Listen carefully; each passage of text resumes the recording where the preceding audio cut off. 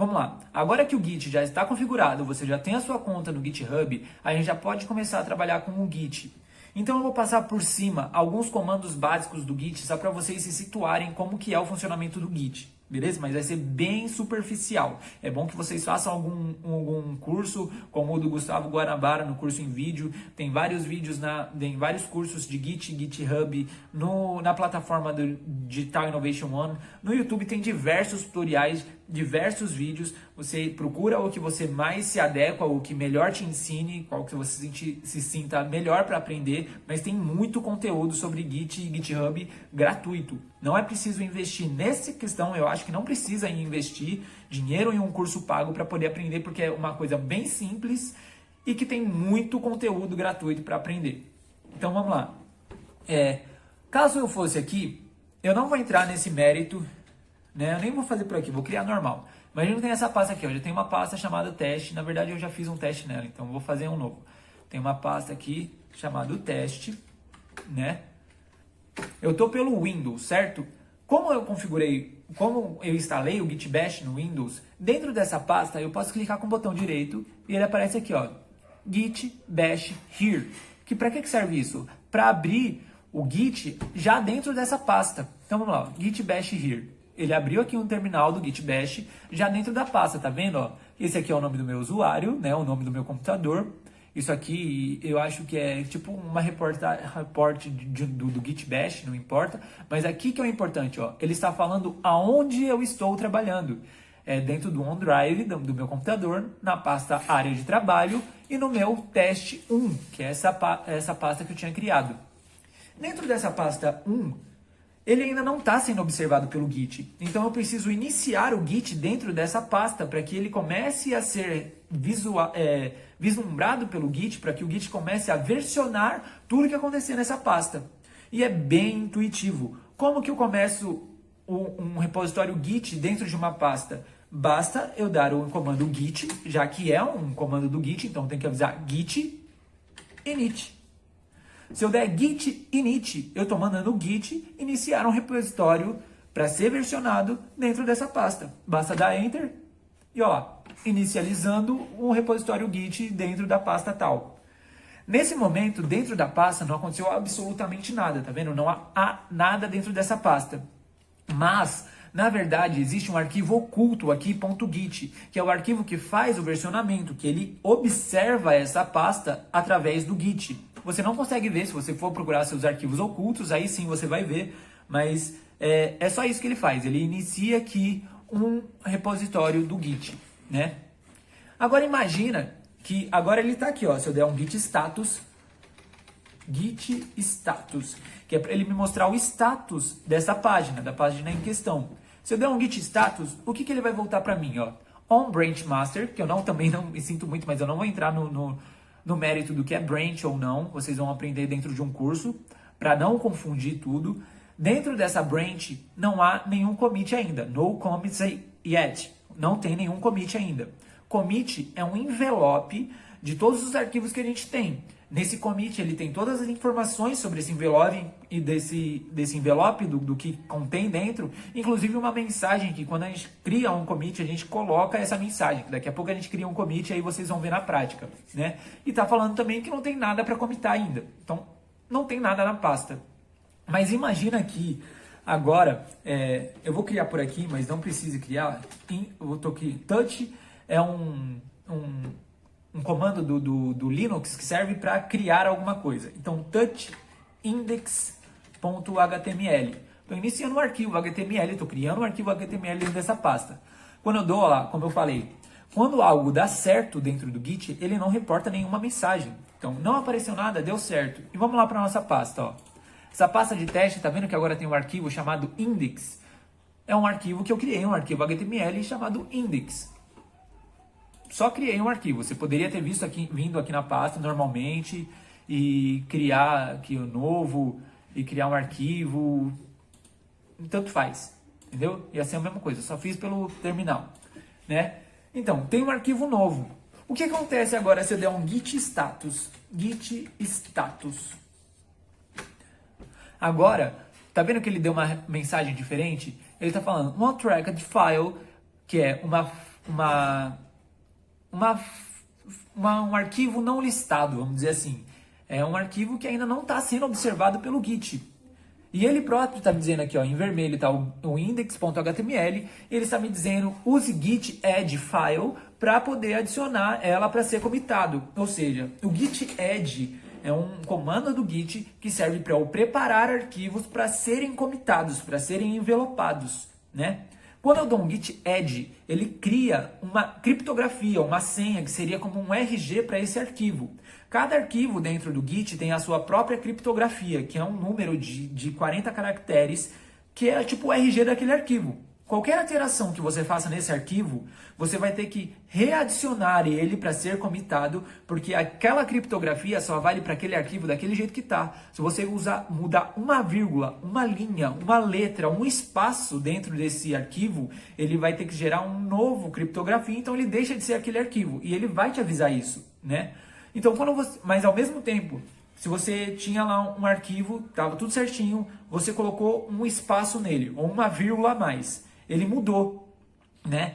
Mas se você voltar naquele arquivo e apagar aquela senha, aquele espaço, aquela vírgula, aquilo que seja, ele volta para a criptografia antiga, então ele volta a ser o que ele era antes, entendeu? Então é isso, basicamente é isso. Vamos lá. Agora eu tenho um arquivo novo dentro dessa pasta, que é o index.html. Para eu poder comitar ele, antes disso, para eu poder envelopar ele, para poder mandar para o GitHub, eu preciso primeiramente preparar ele para ser comitado. E como que eu faço isso? Novamente, como é um comando do Git, eu primeiro começo avisando para o terminal que é um comando do Git. Então eu escrevo Git. Depois disso, olha como é bem intuitivo. Git add. Eu estou adicionando um arquivo para ser comitado. Então é Git add. Dentro do git add, a gente pode fazer duas coisas. Eu poderia fazer de dois jeitos. Se fossem vários arquivos, ou até esse, só um, se tem vários arquivos, imagina que eu tivesse que fazer git add tal arquivo, git add tal arquivo. Ia demorar muito tempo. Então, se eu quisesse adicionar todos os arquivos que estão dentro daquela pasta que precisam ser adicionados para ser comitados, basta eu dizer git add, dar um espaço e apertar ponto. E dar enter. Pronto. Agora, todos os arquivos seriam comitados. Ou eu posso fazer, caso eu queira só um arquivo, ou caso eu queira especificar qual arquivo está sendo preparado para ser comitado, mas eu colocar git add e o nome do arquivo. O arquivo não é o index.html. Então eu poderia fazer index.html e dar um enter. Pronto, ele não vai me falar nada. Ele não falou nada para mim. Mas aquele arquivo index.html ele já está preparado para ser comitado. Vamos lá, se eu dou um git status, lembra? Git status é para ver o status da pasta, para ver tudo que precisa, todas as informações dela. Então se eu der um git status agora, ó, agora tá vendo que o index que ali em cima estava vermelho, agora ele está verde, ele está dizendo uma nova arquivo, new file. Então ele está falando para mim que agora tem um arquivo que está sendo visto pelo Git e que está preparado para ser comitado. Ele já até ficou verdinho. E aí ele já me fala ali dentro, ó, que se eu quiser retornar, eu posso dar um git rm catched. Então eu voltaria a ele ao como era antes, ao index que não estava sendo visto, ao index vermelhinho ali, mas não é isso que a gente vai fazer, certo? Agora que a gente tem um arquivo que ele está sendo vislumbrado e que ele pode ser comitado, a gente vai comitar ele. E como que a gente comita? Novamente, como é um comando do Git, eu tenho que escrever Git. Git, espaço, como eu vou comitar, commit, certo? Mas, toda vez que a gente faz um commit, a gente coloca uma mensagem dentro desse commit. Então, imagina que já exista uma pasta, uma página HTML, eu baixei essa pasta para o meu computador, essa página HTML para o meu computador, e eu adicionei um CSS, um arquivo CSS. Dentro desse commit, eu preciso avisar nessa mensagem, eu preciso avisar o que eu estou alterando. Então é bom que você coloque exatamente o que você fez, não um texto gigantesco, um texto mais sucinto possível, mas muito claro. Então imagina que eu tivesse baixado esse arquivo HTML, ele já está com a estrutura HTML, e eu precisava colocar o CSS nele. Então eu colocaria git commit -m, que é a mensagem, -m, e entre aspas, eu colocaria adicionando estrutura CSS. Posso colocar em letra maiúscula, posso colocar traço, posso colocar o que quiser. Uma mensagem mesmo Então imagina que o commit é um envelope que ele preparou todos os arquivos que estão dentro desse envelope para ser enviado para o GitHub, para ser enviado para o seu repositório. Não só para o GitHub, existem outras como o GitLab, entre outros servidores online. Então ele prepara esse commit, ele prepara o envelope para ser enviado, né? Como esse envelope, eu preciso dessa mensagem, adicionando estrutura CSS. Porque acontece? O cara que recebe esse commit lá no Branch Master, lá do GitHub, quando ele recebe esse commit, ele bate o olho nessa mensagem, ele já sabe exatamente qual foi a alteração. Então ele vai direto nessa visualização, direto no código, ver o que foi alterado e aceita ou não. Ele não precisa olhar todo o código que você fez e ficar imaginando qual que foi a alteração que você queria, porque ali no commit você já está falando para ele.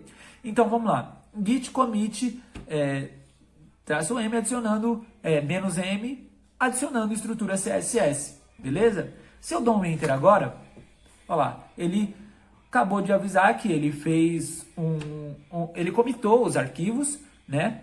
Ele criou tudo mais e já pronto, já está comitado. Agora a gente já sabe iniciar um repositório. A gente já sabe como adicionar esse repositório, esse arquivo novo para ser comitado e como comitar, certo? Agora vamos lá. Imagina que esse repositório do teste... Não, agora vamos ver aqui, ó, git status. O que a gente pode ver aqui? Git status. Está falando que dentro da branch master, nada comitado, tudo limpo para trabalhar, certo? Então perceba, o Git funciona de uma forma cíclica.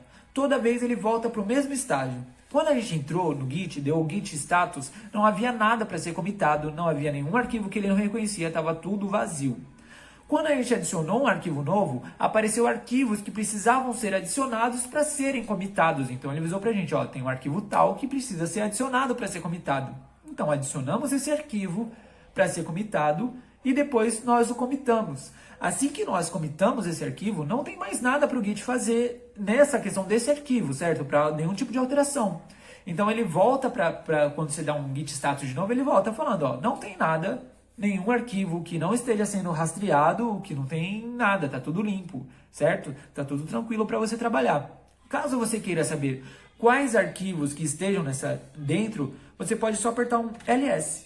Deu ls, ele vai te falar todos os arquivos que tem lá dentro. Qual arquivo que tem lá dentro? O index.html. Só esse, certo? Mas no git status não há nada para fazer, nada para comitar.